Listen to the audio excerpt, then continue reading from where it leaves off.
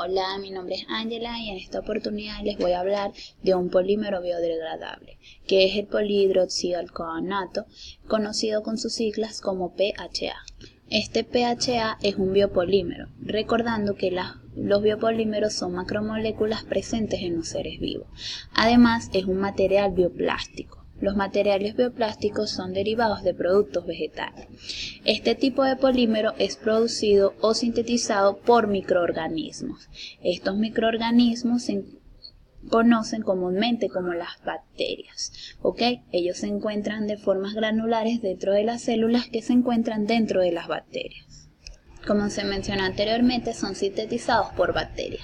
Pero tenemos dos tipos de bacterias. Tenemos a las bacterias del grupo número 1, que son bacterias que requieren limitaciones de un nutriente. Y tenemos a las bacterias del grupo número 2, que son aquellas que no requieren cualquier limitación de nutriente. Para las bacterias del grupo número 1, estos nutrientes se conocen como el fósforo, el nitrógeno, el oxígeno, el magnesio. Esto es para que no se acumule el PHA durante la fase de crecimiento. Un tipo de ejemplos de estas bacterias son las bacterias Glaustonia stropa. Este tipo de bacterias las encontramos comúnmente en los suelos. Por otro lado, tenemos a las bacterias Pseudomonas putida. Este tipo de bacterias las encontramos o son estudiadas mayormente desde un punto de vista genético. Para las bacterias del grupo número 2, que mencionamos que son aquellas que no requieren cualquier tipo de nutriente, esto se debe a que no existe acumulación de PHA durante la fase de crecimiento. Un tipo de bacteria de este tipo son las bacterias Escherichia coli. Este tipo de bacterias se utiliza para la producción de proteínas. Pero, ¿qué son las células? Bueno, las células son unidades morfológicas que se encuentran dentro de los organismos de los seres vivos. Pero tenemos dos tipos de células. Tenemos las células procariotas y las células eucariotas. Estas células procariotas son aquellas células pequeñas, las cuales no tienen un núcleo definido. Ellas carecen de núcleo, mientras que las células eucariotas son aquellas células que son de gran tamaño y que tienen su núcleo perfectamente definido. Pero, ¿cómo es la estructura del PHA? Bueno, en la actualidad se tienen alrededor de 150 monómeros con estructuras diferentes que presentan la constitución del PHA. Se tienen unas variedades de géneros e infinitas estructuras y especies de organismos para llegar a producirlo. Pero entre todos estos microorganismos, lo más importante son las bacterias, ya que estas bacterias se emplean como fuentes de carbono, en la que se tienen los siguientes sustratos. Entre estos sustratos tenemos a los carbohidratos. Bueno, los carbohidratos son un tipo de nutriente y su principal función es generar energía.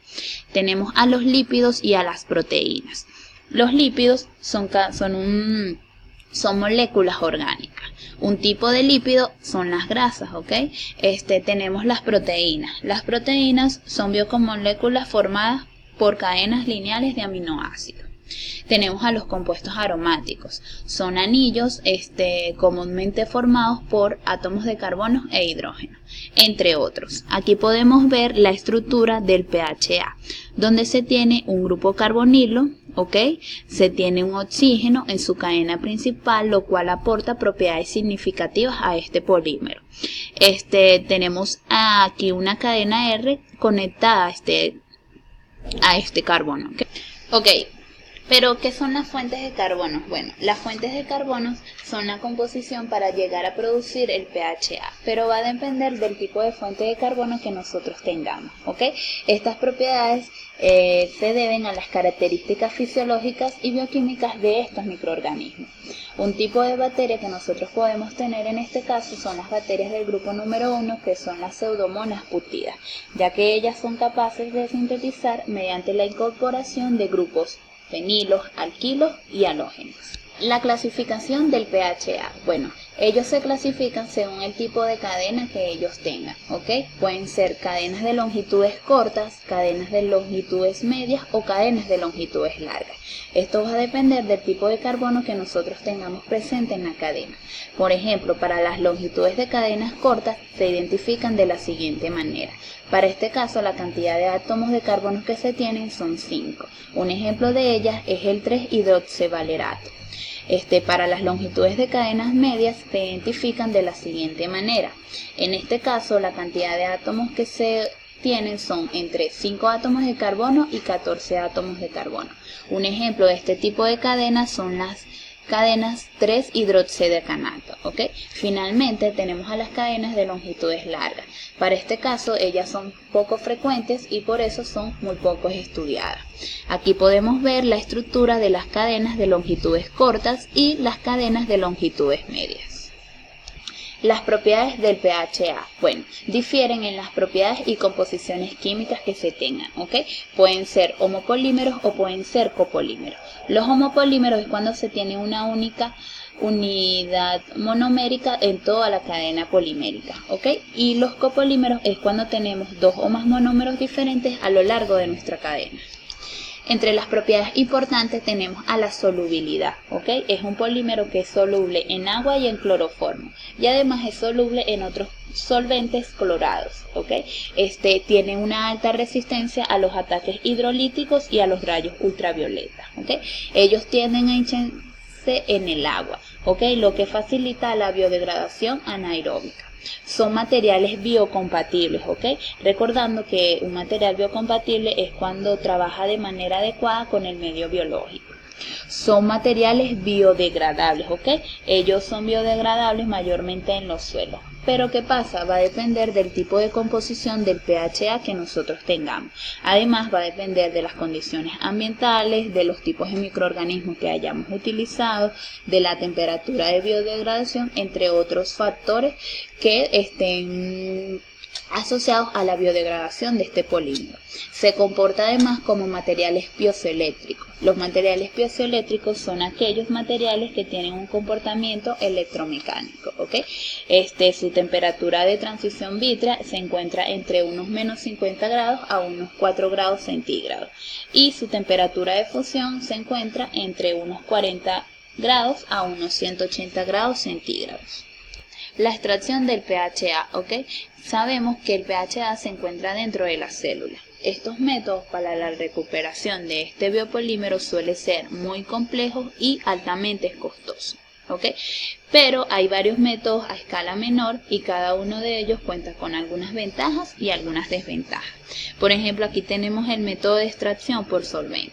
Este es el método más utilizado debido a su simplicidad y a la facilidad. Los pasos para la obtención por este método es el paso número 1, que es el pretratamiento. En este caso lo que se hace es romper las células de forma que los granos de PHA puedan ser accesibles. Luego tenemos el paso número 2, que es el de la solubilidad. Luego, aquí en este paso lo que se hace es que estos granos sean solubles en un disolvente adecuado, seguido de una precipitación de un no solvente. Este no solvente puede ser metanol o etanol, pero se deben encontrar en forma enfriada. Finalmente tenemos a los solventes. Los solventes utilizados en este caso son los clorados, ya que la solubilidad que tiene este polímero con ellos es bastante alta, pero se le tienen que adicionar otros solventes para mejorar la producción de esta extracción. Aquí tenemos otro método de extracción que es la extracción por flotación. Este es una mejora al método de los solventes, ¿ok? En este caso las células son mezcladas con cloroformo, que es un solvente muy utilizado para este tipo de polímeros, ¿ok? Esto se realiza a una temperatura de 30 grados centígrados y luego se deja enfriar por unas 72 horas. Como ventaja de esta extracción se obtuvo un aumento en la pureza de 98%. Con una recuperación de 85% de PHA. Otra ventaja que se tiene es que esta extracción se puede hacer con disolventes ecológicos. Además tenemos otro método de extracción que se llama la extracción digestiva. En este caso se requiere de un mecanismo de digestión que extraiga el PHA de la célula, pero puede ser químico o puede ser enzimático, ya que ambos no digieren la masa del PHA.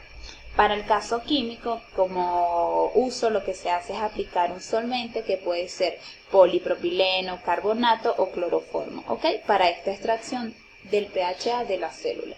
Pero ¿qué sucede? Estos productos químicos suelen ser altamente tóxicos.